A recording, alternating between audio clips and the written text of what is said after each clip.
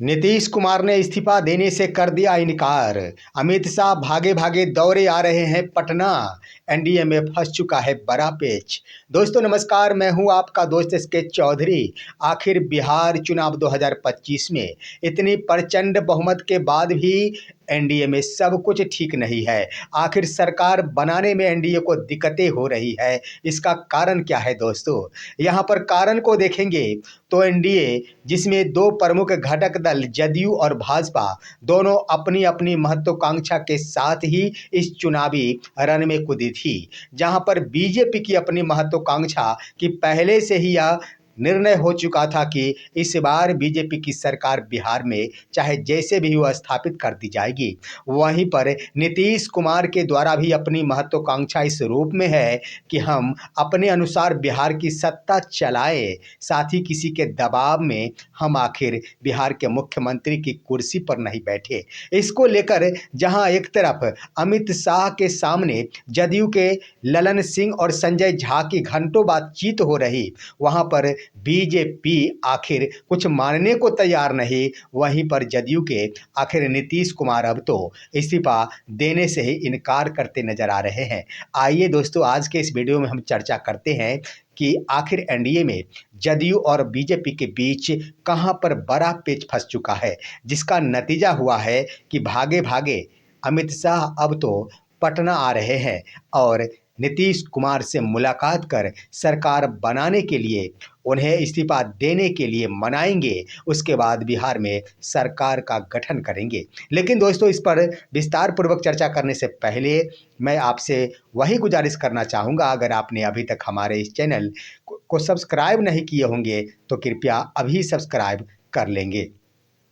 दोस्तों, एनडीए को प्रचंड बहुमत मिल चुकी है 202 सीटों के साथ। आखिर प्रचंड बहुमत के साथ है सरकार तो कब की बन जानी चाहिए थी, शपथ ग्रहण हो जाना चाहिए था। लेकिन ये सब तो दूर की बात।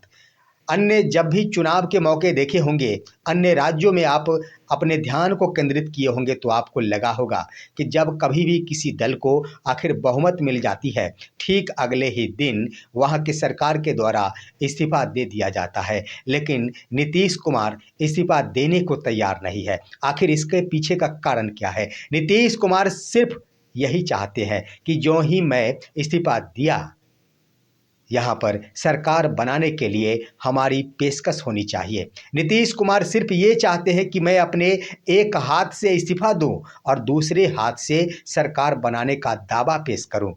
लेकिन ऐसा नीतीश कुमार नहीं कर पा रहे हैं, क्योंकि सरकार बनाने का दावा पेश करने का अधिकार बीजेपी के हाथों में है और बीजेपी अभी तक नीतीश कुमार को सरकार बनाने के लिए आखिर दिशा निर्देश ही नहीं दी है। क्योंकि दोस्तों, आखिर दिशा निर्देश होगा कैसे?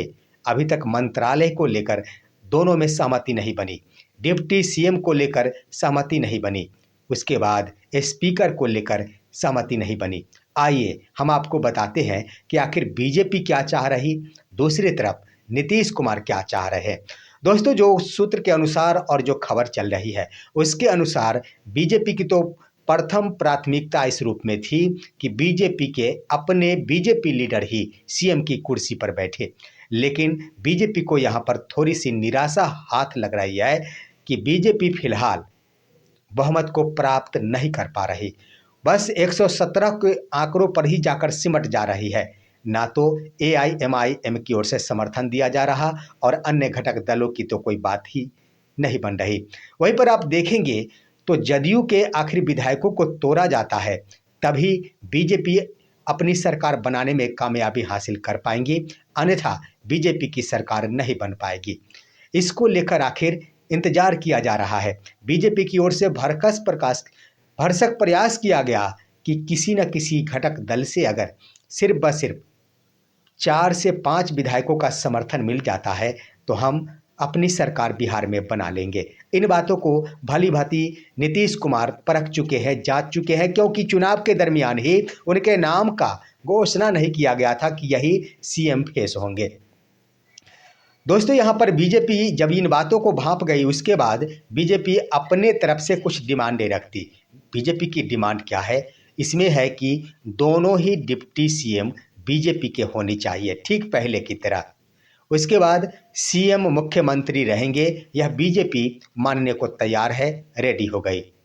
उसके बाद दोस्तों बड़ी बात कि जो सीएम होंगे उसके बाद डिप्टी सीएम वो फिलहाल नए चेहरे को लाए जाएंगे। उसके बाद सबसे बड़ी बात दोस्तों कि स्पीकर और डिप्टी स्पीकर बीजेपी को होंगे।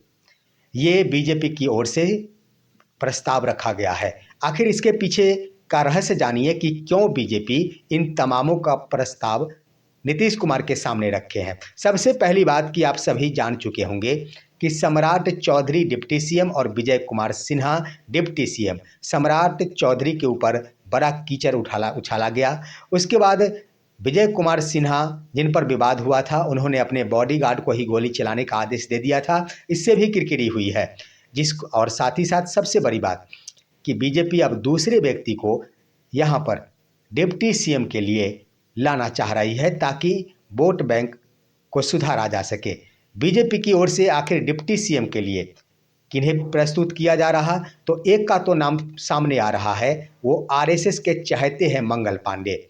मंगल पांडे को डिप्टी सीएम के कुर्सी पर बिठाने की चर्चाएं चल रही है। तो दूसरी तरफ कहा जाए तो यहाँ पर बीजेपी की ओर से रमा निषाद को बनाने की कोशिश की जा रही है। निषाद समुदाय जिसे आखिर डिप्टी सीएम बनाने के बाद बीजेपी मल्लाह समुदाय को अपने तरफ खींचने का प्रयास करेगी। ये है डिप्टी सीएम के लिए।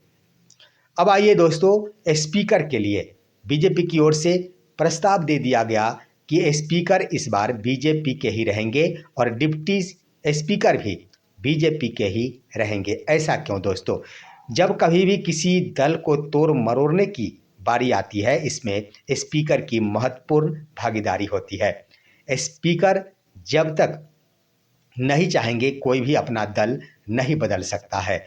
इसलिए बीजेपी चाह रही है कि आने वाले दिनों में जिस तिथि को अगर जदयू कमज़ोर पड़ेगी, उसमें से कुछ विधायकों को अपने खेमे में लाने की आवश्यकता पड़ेगी। उस वक्त स्पीकर की महत्वपूर्ण भूमिका होगी और स्पीकर जब बीजेपी के रहेंगे तो तुरंत ही उन विधायकों को जदयू में समाहित करा लिया जाएगा।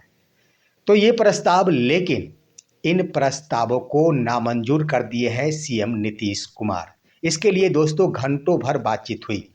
आज यानी 18 नवंबर को ललन सिंह और संजय झा दिल्ली में जाकर अमित शाह के आवास पर 2 घंटे तक बातचीत किए हैं। लेकिन बातचीत के क्रम में अंत में आते आते उन्होंने एक बात कह दी है कि सहमति नहीं बनी तो नीतीश कुमार के द्वारा मंत्रिमंडल यानी विधानसभा भंग करने की सिफारिश 19 नवंबर को कर दी गई है। ऐसे में नीतीश कुमार क्या सोचे हैं, क्या फैसला लिए हैं, ये हम नहीं बता सकते। यानी ज्यों ही अमित शाह के कानों में ये बातें गई, और ये तो पहले से बातें थी, लेकिन एक बार फिर से दोनों ही ललन सिंह और संजय झा के द्वारा कह दिया गया कि नीतीश कुमार के मन में क्या बातें चल रही है, वो तो विधानसभा भंग करने की सिफारिश कर दिए हैं। तो डर सताने लगा आखिर अमित शाह को कि हो न सके, जब विधानसभा भंग करने की सिफारिशें हो गई है तो स्वाभाविक है इसे भंग कर देंगे नीतीश कुमार। और भंग करने के बाद नीतीश कुमार के पास यह ऑप्शन है कि वो महागठबंधन के साथ मिलकर 125 सीटों के आंकड़े को पार कर रहे हैं। और ऐसा पहली बार नहीं, ऐसा करेंगे तो नीतीश कुमार तीसरी बार करेंगे। तो इस आधार पर नीतीश कुमार के लिए कोई नई बातें नहीं होगी। जिसका डर अमित शाह को सताया कि हो ना हो हमारी पार्टी सबसे बड़ी बिहार में पार्टी बनने के बाद भी ऐसा न हो कि सत्ता से बेदखल हो जाए और विपक्ष के खेमे में खड़े हो जाए, जिसके कारण अमित शाह के द्वारा निर्णय ले लिया गया कि अब 19 नवंबर को अमित शाह दौरे दौरे बिहार आ रहे हैं। यहाँ आने के बाद वो नीतीश कुमार के साथ सीएम हाउस में मुलाकात करेंगे और घंटों सरकार बनाने पर विचार करेंगे। अब आइए दोस्तों, नीतीश कुमार की क्या मंशा है, नीतीश कुमार के कौन से संदेश लेकर गए थे ललन सिंह और संजय झा। नीतीश कुमार की मंशा है कि स्पीकर और डिप्टी स्पीकर मेरा यानी जदयू का होना चाहिए, क्योंकि नीतीश कुमार को डर सता रही है कि हमारी पार्टी को अगर तोड़ लिया गया तो ठीक वही महाराष्ट्र वाली स्थिति उत्पन्न होगी। हमारे जदयू के अगर स्पीकर रहेंगे तो स्वाभाविक है मेरी पार्टी को तोड़ पाने में बीजेपी सफल नहीं हो पाएगी। उसके बाद आइए दोस्तों, नीतीश कुमार की मंशा है कि गृह मंत्रालय हमारे पास होना चाहिए। साथ ही साथ नीतीश कुमार का कहना ये भी है कि वित्त मंत्रालय भी जदयू के पास होना चाहिए। तमाम शर्तें यानी आधी की भागीदारी पर अड़े हुए हैं नीतीश कुमार और आधे में भी विशेष रूप से अपनी डिमांड है उनकी। क्योंकि दोस्तों यहाँ पर देखेंगे तो नीतीश कुमार के ऊपर बड़ी जिम्मेदारी जरूर होगी इस बार की सरकार में। नीतीश कुमार गृह विभाग यानी सारे डीएम को अपने खेमे में रखना चाहते हैं, यानी प्रधान सचिव जो कहा जाए, मुख्य सचिव कहा जाए, उसे अपने खेमे में रखना चाहते हैं। वो जिसे चाहेंगे उसे नियुक्त कर पाएंगे। उसके बाद वित्त विभाग वो अपने खेमे में रखना चाहते हैं, क्योंकि वित्त विभाग वित्त का बहुत बड़ा काम है। नीतीश कुमार को जो सत्ता हासिल हुई है दोस्तों, इसका मुख्य कारण 10,000 रुपये नहीं है, इसका मुख्य कारण है रोजगार रूपी 2 लाख रुपए। बिहार के 1.5 करोड़ महिलाएं रोजगार के लिए जो 2-2 लाख रुपए दिए जाएंगे, इसके लिए वोटिंग की है। और ये भी बात सत्य है कि उन सभी बिहार की महिलाओं के खाते में 2-2 लाख रुपए जिस दिन चले गए, बिहार से गरीबी दूर हो जाएगी, बिहार से पलायन रुक जाएगा, बिहार बेरोजगार नहीं कहलाएगा और इसमें पैसों की आवश्यकता पड़ेगी। इसके लिए वित्त विभाग को नीतीश कुमार अपने खेमे में रखना चाहते हैं। इसको लेकर अब दोस्तों 19 नवंबर 2025 जो विधानसभा के लिए अंतिम तिथि होगी, इस तिथि को न जाने क्या कुछ होगा। अमित शाह आएंगे, देखना होगा कि आखिर क्या कुछ निर्णय लेते हैं। सरकार बनाने की ओर नीतीश कुमार अपना कदम बढ़ाते हैं या फिर बिहार में राष्ट्रपति शासन लागू हो जाए, इससे भी इनकार नहीं किया जा सकता। लेकिन दोस्तों अंतःगत्वा कहा जाए तो बीजेपी को झुकना पड़ेगा नीतीश कुमार के सामने, क्योंकि मोदी के चाणक्य कहे जाने वाले अमित शाह नीतीश कुमार के सामने आखिर फेल जरूर हो जाते हैं। नीतीश कुमार के आगे उनकी कुछ भी नहीं चल पाती है। इसलिए कहा जा रहा है कि 19 नवंबर ऐतिहासिक दिन होगा। नीतीश कुमार आखिर देखना होगा कि वो अपनी पार्टी को बचाने में कामयाबी हासिल कर पाते हैं या फिर नहीं। सिर्फ ब सिर्फ स्पीकर पद काफ़ी मायने रखता है। अगर स्पीकर पद बीजेपी के खेमे में चला गया तो ये तो गारंटी है कि 2 महीने हो, 4 महीने हो, 6 महीने हो, लेकिन 2026 आखिरी तिथि होगी नीतीश कुमार की सत्ता की। लेकिन देखना है कि इस तरह से चाणक्य के रूप में नीतीश कुमार भूमिका निभाते हैं और सरकार को बचाने में कामयाबी हासिल करते हैं। यह बड़ा दिलचस्प हो गया है। आइए दोस्तों हम बातें करते हैं कि डिप्टी सीएम के लिए तो मैंने बातें कर ली, मंत्रालय के लिए भी सहमति बनी है, लेकिन मंत्रालय ठीक उसी प्रकार 36 मंत्रालय दिए जाएंगे, जिसमें यह संभावना बन रही है।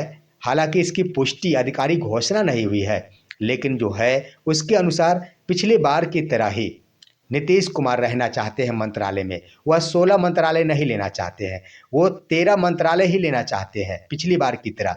लेकिन डिप्टी सीएम एक अपना चाह रहे हैं कि एक मेरे ओर से भी डिप्टी सीएम होना चाहिए, गृह मंत्रालय होना चाहिए, वित्त मंत्रालय होना चाहिए, उसके बाद स्पीकर और डिप्टी स्पीकर होना चाहिए।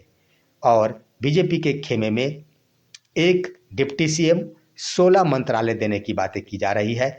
और इसके अंतर्गत दोस्तों आरएलएम की ओर से भी एक जो उपेंद्र कुशवाहा की धर्मपत्नी है उन्हें मंत्रालय मिल सकता है।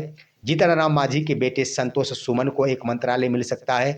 उसके बाद चिराग पासवान के लिए बातें चल रही है 3 मंत्रालय देने की। तो इस तरह से देखना है आखिर क्या कुछ होता है। लेकिन यहाँ पर बिहार में सरकार बनाने के लिए जो प्रचंड बहुमत प्राप्त हुई, वहाँ पर एक ऐसा पेच फंसा है कि बड़ी पार्टी बीजेपी के लिए भी सरकार में शामिल होने में दिक्कतें हो रही है, तो उधर नीतीश कुमार को भी सरकार बनाने और अपना इस्तीफा देने में दिक्कतें हो रही है। फिलहाल आप क्या कहना चाहेंगे इन खबरों पर? अपनी राय कमेंट के माध्यम से दीजिए। हमारे इस वीडियो को ज़्यादा से ज़्यादा शेयर कीजिए और अब दीजिए अपने दोस्त को इजाज़त। हम फिर मिलेंगे आपसे अगले वीडियो में। तब तक के लिए नमस्कार।